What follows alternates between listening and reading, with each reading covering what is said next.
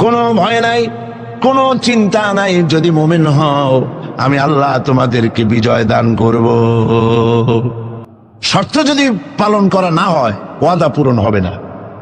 শর্ত হচ্ছে মুমিন হও, আল্লাহ বলছেন আমি সাহায্য করব। আমরা কি মুমিন হইতে পারছি? নিজের বুকের কাছে হাত দেন, নিজের কলবের কাছে, নফসের কাছে প্রশ্ন করুন।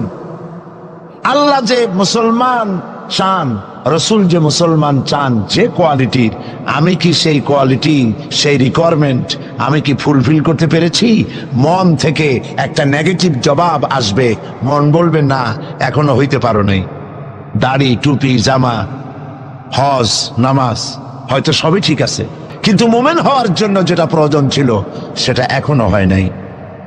এই জন্য আমি মাঝে মধ্যে দুঃখ করে বলি, মরা মানুষ তো জিন্দা হইতে পারে না, ঠিক কিনা?